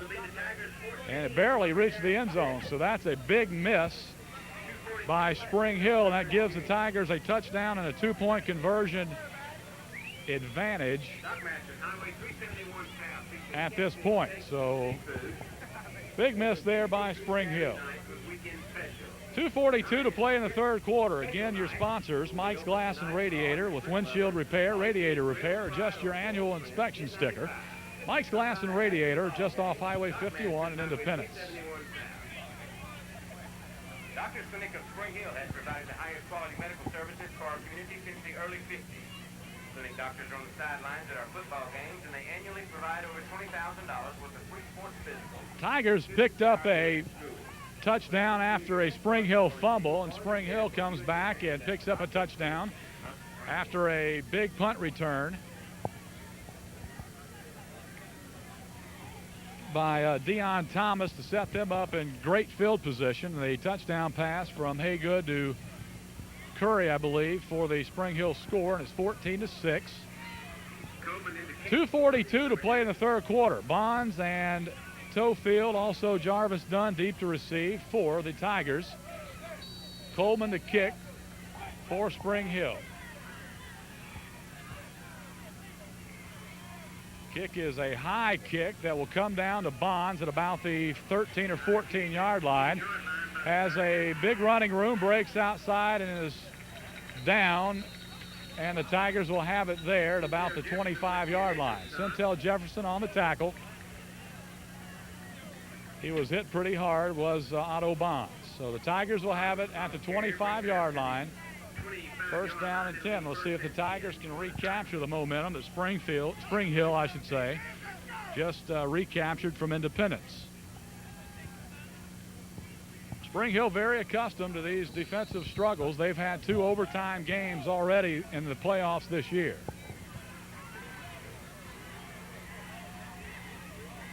Charles Tofield, the lone set, or in the tailback position for Independence. It's be Dawson on the quick trap, and he'll have about 2 or 3 yards. Call it 2 yards on the gain. And it'll bring up second down and 8. Dawson a little slow getting up. Now is up under his own power, back into the huddle. Second down and 8 for Independence, ball at the 27 yard line. Again, Tofield is your tailback. That's actually Dawson in the backfield for Independence. Second down and 8. Here's Sieber on a 3-step drop. Looking on the hitch and go. He'll have to run with the football. Shakes a tackler and is across the 30-yard line to the 31, short of the first down. And Springhill lucky they didn't get a defensive holding call on Sam Washington as Joseph was trying to run the stop and go, and Washington got a good piece of jersey and kept Lionel Joseph from turning it upfield. And it'll be third down and 4, a minute and a half to play in the third quarter. Springhill right now has the momentum on their side after the touchdown and have the Tigers in a 3rd and 4 situation.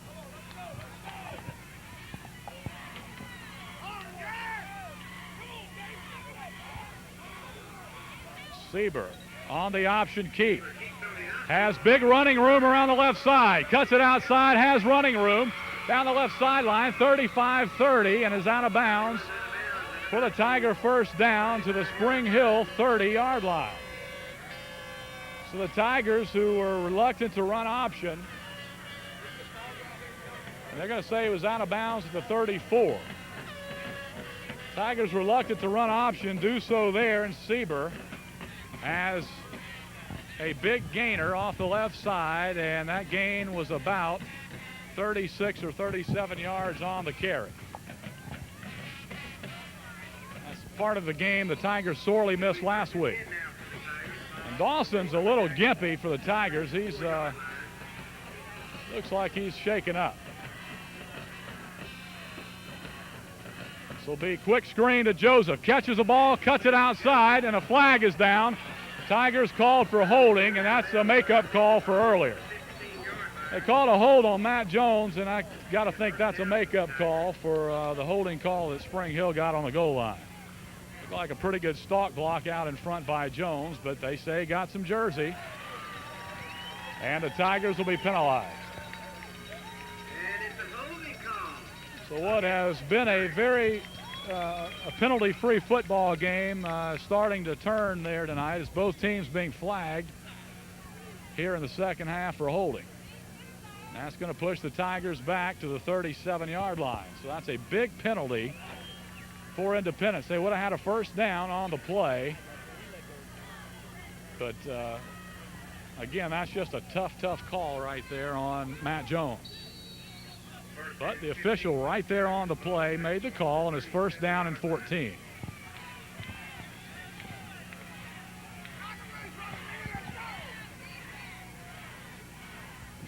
Sieber, play action pass, looking, has Joseph open, catches the football to the 30 or the 27-yard line, picks up about 10 on the play, and it'll bring up a second down and call it about 3 or 4. So give him about 11 on the reception. Second down and 3. Ball at the 27-yard line.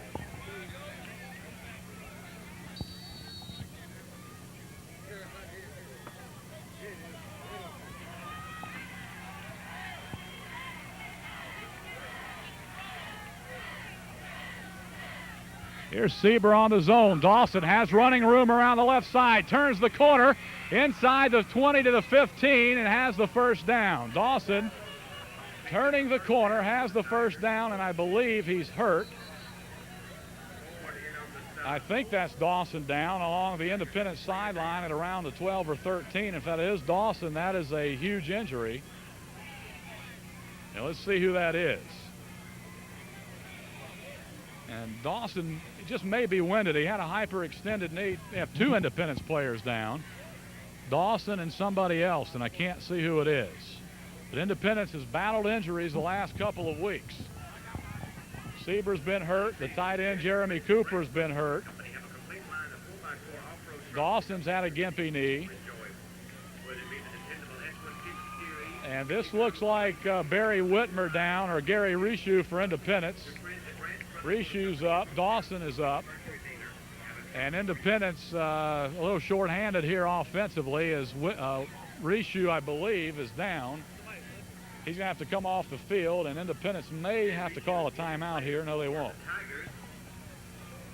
And let's see who will come in his place. Probably Craig McGee, I would think, for Independence. But that's a big loss if Rishu can't play, because he is a big force along that Independence offensive line. 5'10", 265, a sophomore. First and 10 for the Tigers on about the 15-yard line.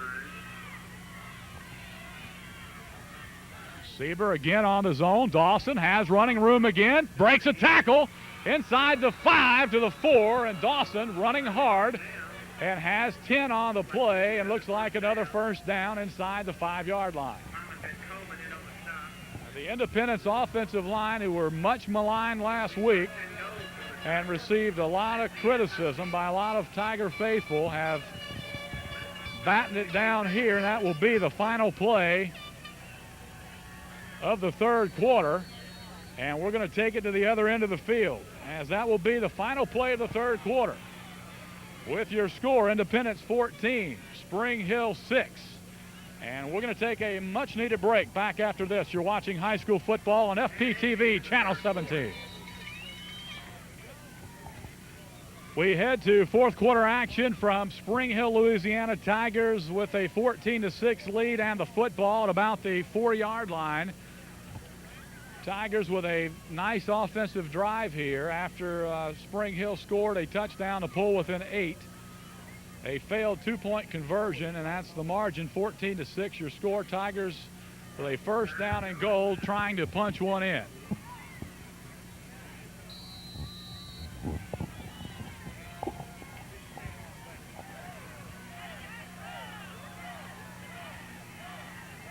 Sieber turns, hands to Dawson. He'll plow into the line of scrimmage and push it forward down to the 3. That'll be a gain of 1 or 2 on the carry, and that'll bring up a second down and goal.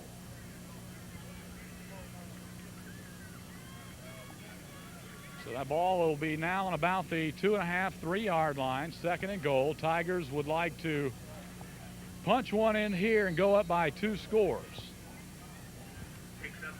But again, Springhill, as we said, very explosive with big play capability. Second down and goal. Sieber zone. Dawson, he'll hammer his way into the end zone. Touchdown, Tigers. And it's been Brandon Dawson for the Tigers who has stepped to the plate here, along with the offensive line, led by Big Aaron Lips, Gary Rishu, who's injured but back in, Barry Whitmer, big senior Brett Angelo, tight end Ryan LeBlanc, and others who have opened up some holes for Independence. And again, ladies and gentlemen, a sophomore-dominated offensive line. Let's not forget Ryan Gazzard, the center. Sophomore-dominated offensive line. They will be back for the next couple of years. So Sieber with the extra point, and this is a big extra point. Can put them up by 15. Snap is down, kick is blocked, and no good. So that will make it a 14-point lead, and now Spring Hill doesn't have to try any two-point conversions. That extra point would have been good. It would have forced Spring Hill to score twice and at least make a two-point conversion on one of them. And any type of failed conversion would make them have to score three times. But the extra point was blocked, and the Lumberjacks are still hanging in there, down 20-6, 11:15 to play in the ball game. And Sieber will kick off for Independence. Spring Hill had a big run back on a punt by Dion Thomas to set up their only score of the night. And they have Grigsby and Curry back there now, and both of those guys can really run.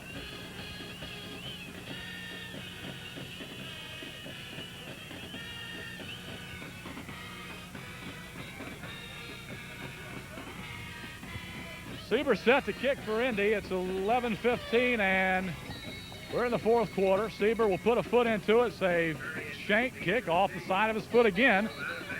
Sieber's had trouble kicking the football, and he's beside himself. And normally he puts every ball in the end zone. And that's going to give Spring Hill pretty good field position at the 35. And that's not what Independence wanted on that kickoff. They wanted that ball into the end zone and have Spring Hill backed up at the 20.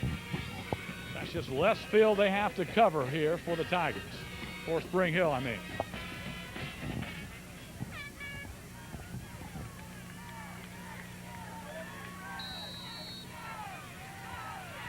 $11:15 to play in the ball game. Spring Hill trails 20-6. But they can throw the football, and that has been evidence here tonight. They have a touchdown pass on the board. Haygood under center. He'll drop straight back, and look, he's being rushed heavily by Antoine Smith, and this pass is incomplete. He tried to find Washington, who came back to the football. Would have been a loss on the play had he caught it, but it falls incomplete. Antoine Smith on the pressure. And it'll bring up second down and 10. So Spring Hill will probably be going to the air predominantly here for the remainder of this ball game, or at least until they get back in it, or if they get back in it. Ryan Joseph late checking onto the field. This will be inside handoff. Big running room for the Jacks. Breaks outside. Still on his feet and down to the 42-yard line. So Spring Hill picks up a first down, and they come right back on the play and have it at the 43-yard line. Spring Hill still plenty of time to play in the ball game. They have no time to panic if you're a Lumberjack fan.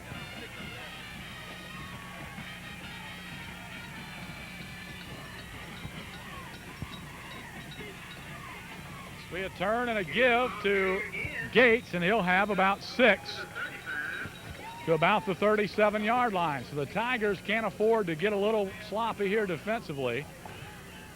Can't afford to let Spring Hill come back and answer quickly, because there's still 10 minutes plus to play in the ball game.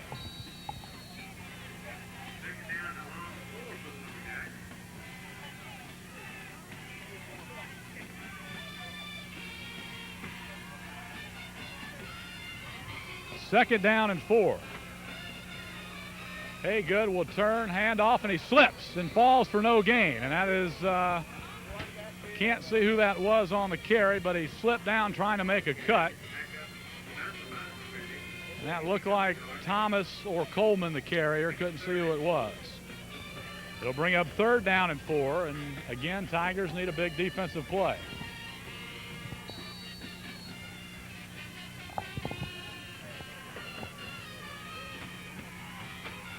Under 10 minutes to play, 9:38 and counting. Haygood looks to pass. He's hit and sacked for a loss. Back to the 44-yard line, and that is Copeland and Smith and company on the tackle.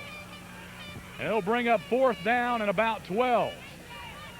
To the 44-yard line, and Springhill probably will have to go for it here.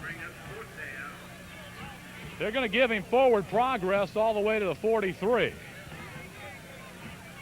So it'll be much more attainable here. 4th down and 9. They're going to send the punting unit in. And that's very odd. And you can look for a fake here if you're an Independence Tiger. 4th and 9. Tigers will play regular defense. Kick again is a good punt. This is going to bounce and roll again and be good field position for Springhill. They'll down at about the 7. So Springhill has been able to down 3 punts tonight inside the Tiger 10. And they get one more at the 7, 6 or 7 yard line. Tonight's ball game brought to you in part by People's Bank of Louisiana, member FDIC, with 5 offices to serve you better. Amite, Kentwood, Greensburg, Franklinton, and a new office in Hammond. That's People's Bank of Louisiana, member FDIC. Today's game also brought to you in part by Dixie Motors, home of no rigmarole. That's Dixie Motors in Hammond. Don't get caught without a Dixie sticker. 1st and 10, Tigers ball at their own 6.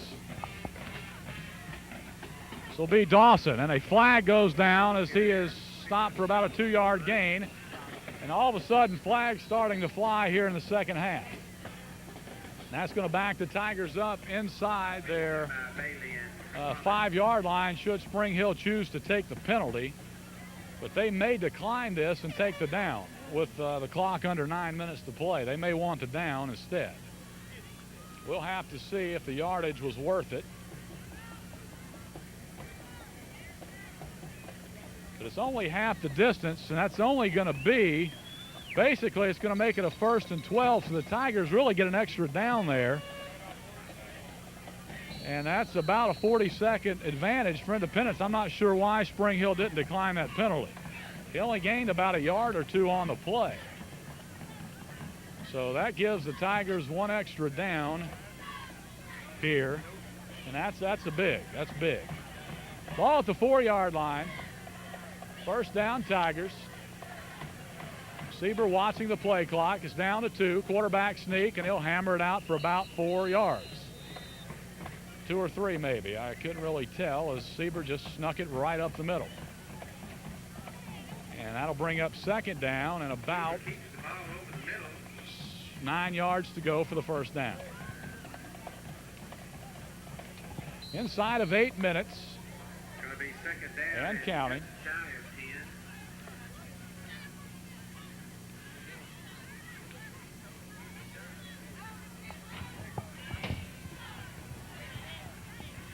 Independence will take their time, 8 seconds on the game clock. Sieber calls for the football, movement along the side line as Dawson breaks a tackle and has about 5 or 6. No flag on the play. It looked like Springhill might have jumped off sides, but no offsides call, and it's about a 4-yard gain. It'll bring up 3rd down and 4. So that'll run the clock inside of 7 minutes to play. And a 1st down here would be huge for Independence. 3rd down and 4 for the Tigers.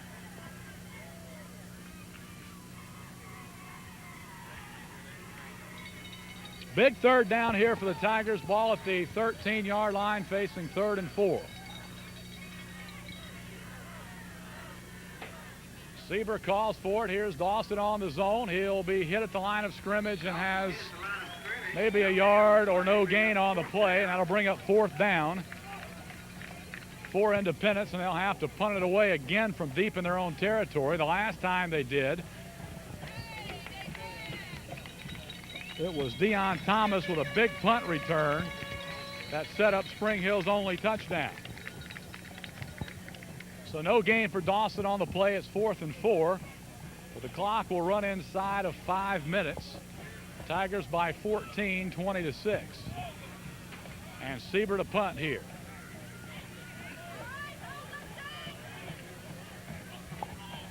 High snap. Sieber gets a shank punt again off the right side of his foot, and it'll go out of bounds. And again, Spring Hill with excellent field position at about the 28-yard line. So Antron Sieber having trouble kicking the ball tonight. And Spring Hill in excellent field position here. And I think they have all 3 of their timeouts. So they're still in pretty good shape, or as good a shape as you can be in, trailing by 14. About the 29-yard line, 1st and 10 for the Lumberjacks.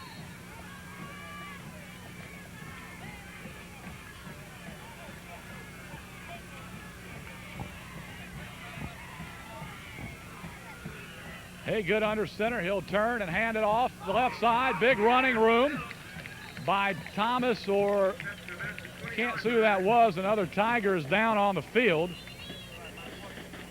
And looks like Ryan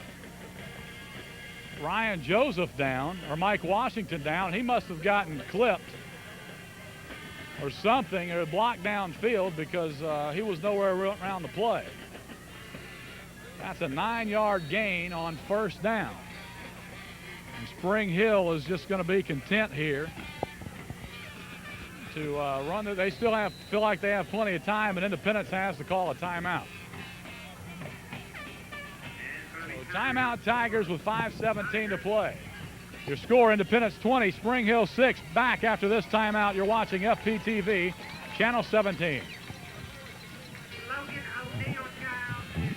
Spring Hill trailing by 14, but they have the football and moving in Tiger territory at about the 20-yard line with 2nd down and 2 after a shank punt by Antron Sieber. And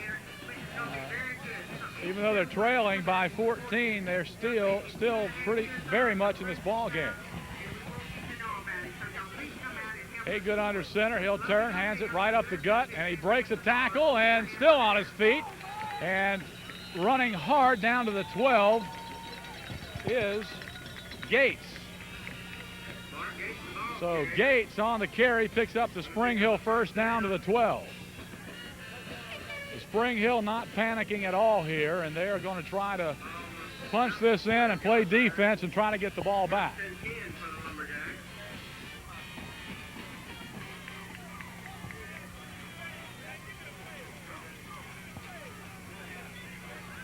Here's the fade to Curry again, and it's overthrown, intended for Curry. Bonds on the coverage. Mike Washington helping out over there, and it'll bring up 2nd down and 10. And it was Curry on the fade earlier for the touchdown, and that's a big weapon for Spring Hill. So 4:52 to play. Ball at the 13-yard line.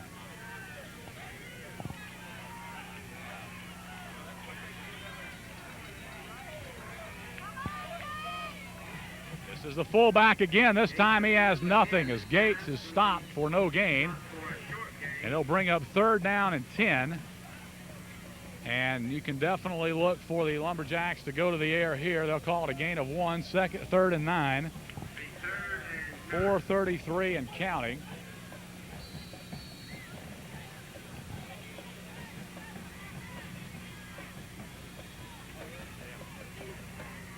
And look for Curry or Washington to be around this football. Well, split receiver out to the left. That's Coleman. Hey, good on the fade, on the slant. That's Coleman. He got it for the touchdown.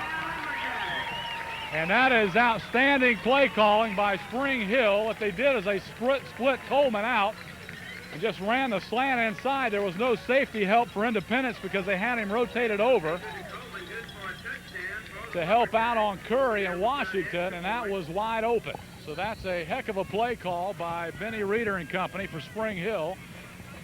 And this is a big extra point for the Lumberjacks. If it's good, it'll pull them within 7. Kick is up, and it will bear no good, off to the right, and he missed it again. So with 4:04 to play, that is a big miss because now again Spring Hill will have to score and get a 2-point conversion. Just a tie, but nonetheless, I don't know if it's an omen, but Spring Hill has been in overtime in their first 2 playoff games this year, and a touchdown and a 2-point conversion would send you to overtime again. And they have all 3 timeouts, so they are in really no panic situation here as far as having to onside kick.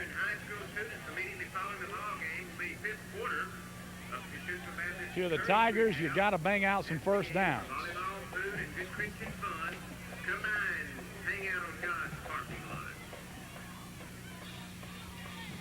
Spring Hill, the benefactor of 2 poor Independence punts to set them up in good field position. Both drives went less than 30 yards. The first one was about 19. The second one, I think, was 28. And that's been it. But they have scored all year via special teams and defense. And that has set them up here in this ball game as they trail 20-12, 4:04 to play.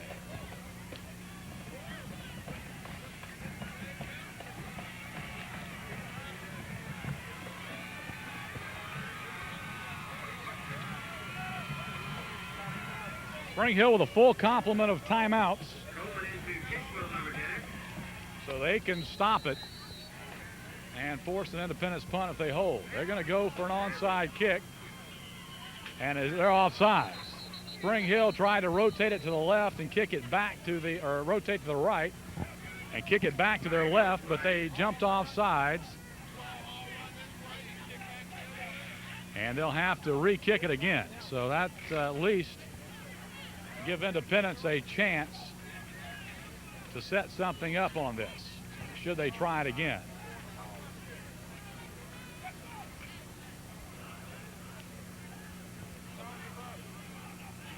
Actually, they call Independence offsides. I think they called Independence offsides. Or did they? Yes, they called Independence offsides. So now they definitely look for the onside kick here. But you also got to be careful with a pooch kick. Fans here are hollering about the offsides, but once you cross the line, it's an automatic call. That's automatically kills it. There is no free play. And right here, Bonds better be careful not to let this ball go over his head.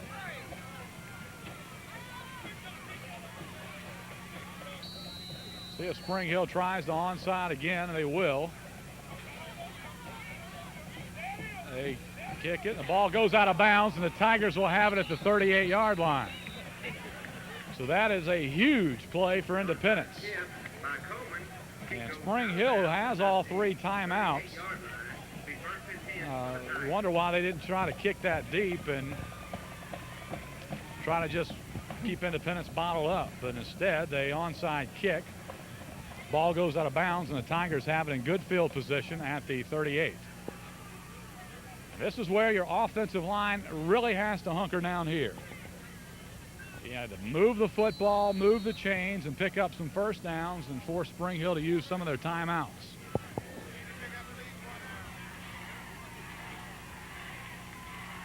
Spring Hill has 8 in the box. This is Dawson. He's hit and hands it off to Sieber, and he loses about 3 or 4 yards. And right there, that's ill-advised if you're Independence. That's something you really don't want to do.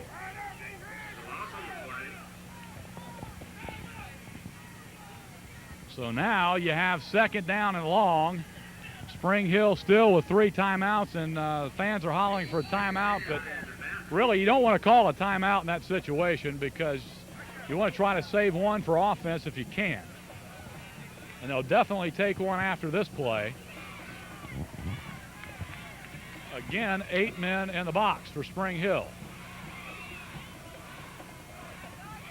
Sieber watching that play clock. Hands it to Dawson. He'll maneuver around for about a yard or two, and now Spring Hill calls their timeout. They have 2 left, and Dawson is down again, and now he bends up, and I'm not sure if he's hurt or he's just packed in mud because it's very muddy on that field. So Spring Hill will probably get this football back in decent field position with 1 timeout. They only had to use 1 there. They'll probably use another one here should Independence decide to run the football.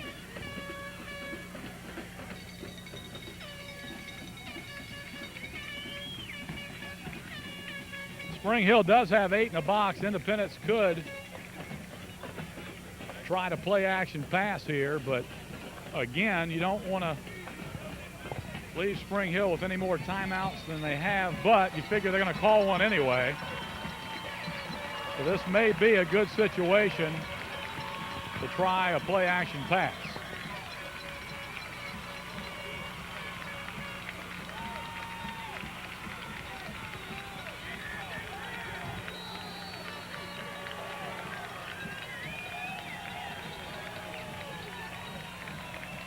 Again, 8 men at the line of scrimmage. Sieber calls for it. On the give, Dawson is stopped for about 1 or 2 yards. And a timeout, Spring Hill, with an even 3 minutes to play, and they'll have plenty of time with 1 timeout left. So the Lumberjacks have been very patient and will have a chance to send this game into overtime if they can make a drive with 3 minutes to play in the game. Sieber has not punted well here tonight.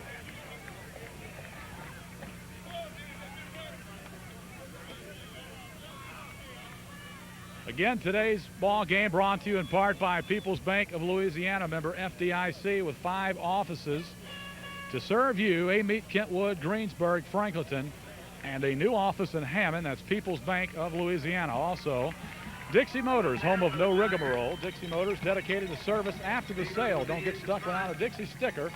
Dixie Motors, home of no rigmarole. First Financial Services for all your holiday money needs. Free hammer turkey from First Financial Services. Also, Mike's Glass and Radiator. Sieber to punt. Snap is a good one. Kick is up, and again, it's high and straight up in the air, and will hit and be fielded by the Jacks. Has some running room and is knocked out of bounds at about the 45-yard line, and a flag is down. And let's see what this flag is on. If it's on Independence, Spring Hill definitely will take it and back them up. Against Spring Hill, let's see. Holding Tigers, and that is not good. That's going to back them up 10 yards, and Spring Hill is going to get another crack at it. So Independence, who was up by 2 touchdowns, obviously not celebrating too early, but just goes to show you why you cannot. If you remember, Hammond High was up 2 touchdowns on Eunice last year, and Eunice came back to win. So you got to play 48 minutes.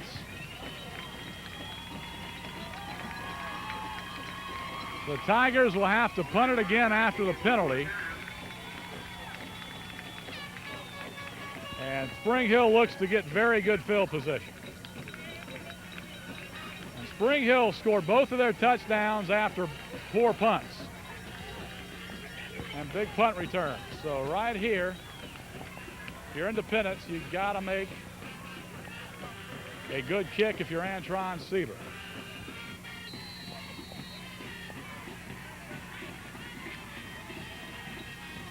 Snap is a good one. Kick is away, and it's a line drive, which will be fielded at the 38-yard line by Washington. And he's hit and knocked out of bounds at the 48-yard line. So they pick up about 8 yards on that penalty. And that's just about what the penalty was, 10 yards. So Spring Hill in great position here with 2 minutes and 36 seconds and a timeout and a lot of momentum on their side.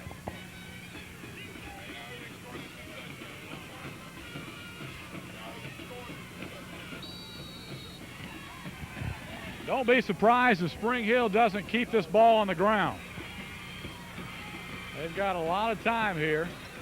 Independence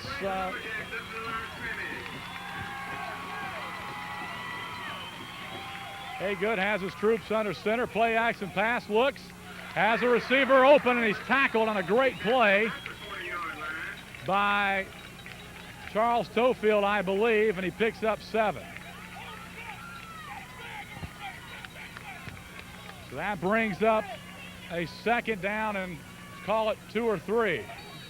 Second down and 3 for the Lumberjacks. 2:10 left in the ball game. Springhill with all the momentum here. Trying to tie it up. Here's the give. Big hole, and he has the first down as Gates to the 33, and the Tigers are back on their heels defensively. Sean Tanner is down, and Independence might need to get a timeout here. And Springhill is hurrying up as there's 2 minutes to play and counting as the clock starts.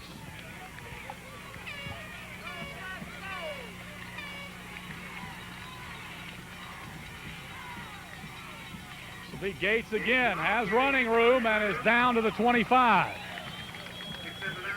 Independence is going to have to get a timeout and get their defense corrected because they are tired and back on their heels.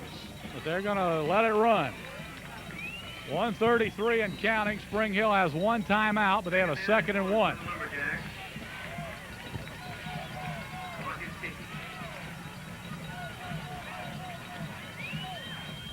Here's Gates again, hits through a hole, has the first down to the 20 with 1:16 to play, and Springhill doing just what they wanted to do, and they are in control right now, even though they trail by 8.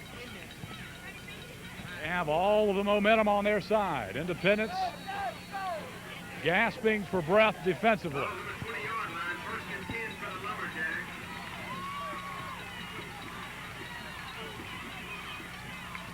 Here's a give. Gates is hit for about a gain of 1 or 2 to the 18, and Springhill will have to use their final timeout with 57 seconds to play.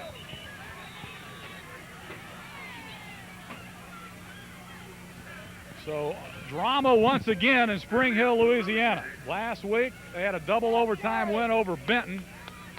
The week before that they had a big overtime win over Winsboro. And they are threatening to send it to overtime again. And Independence last week was able to get a big 2-point conversion stop by Abbeville. Same situation for them as well.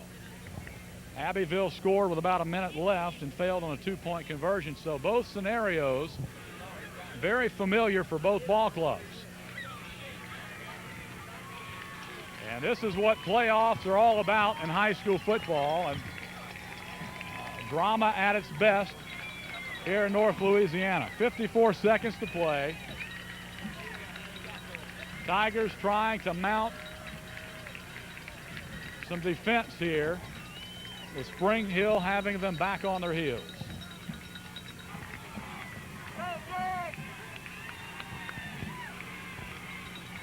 Second down and 7. Whitlock to pass. Wide open. He's down to the 3-yard line. Back out of the backfield was wide open to the 4. My goodness. Clock will run. First and goal at the 4.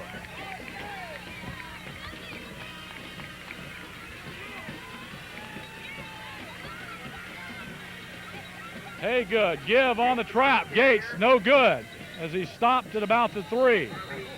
2 or 3. And there's 27 seconds and counting.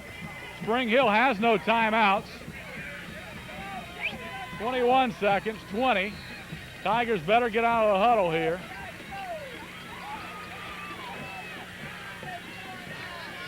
Haygood turn, gives to Gates, and he's in for the touchdown. And Springhill has tied it with 9 seconds to play with a threat to send it into overtime again. So Independence, who seemingly had the game in control, go up by 2 touchdowns late in the fourth quarter, has seen Springhill score twice quickly, and Independence needs a timeout, and they're not going to call it. They're screaming to call a timeout, and Independence is not calling it. This for the tie. Haygood turns, gives. He stops short, and Independence holds. And they'll win the ball game, I believe, as it's no good. Sammy Messina and company were screaming for a timeout. They didn't get it, but the Tigers stood their ground and held at the 1-yard line as Gates did not get in. And that is 2 weeks in a row the Tigers have held on 2-point conversions with a chance to send the game into overtime. But Independence has a player down in the end zone, and I can't see who it is, but give Springhill all the credit in the world. They were down and out at one point, but they did not quit and came back, and the game's still not over, 9 seconds to go, but onside kick and a Hail Mary pending. Couldn't ask for no better game. As the fans coming by saying you can't ask for a better game, and they're right about that. But Springhill still with a last gasp chance here if they can get an onside kick and a Hail Mary. They still could conceivably get back in this one.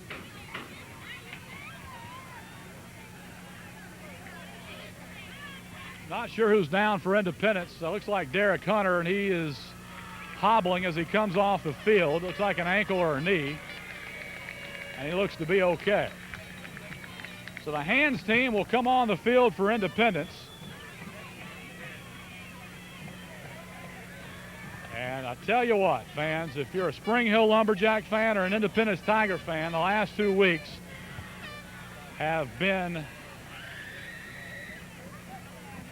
cardiac hell. And I will say hell here, because that's what it's been. Springhill's going to try an onside kick. And if you're the Tigers, you just want to try to fall on it. Last thing you want to do is have to go out there for a Hail Mary play.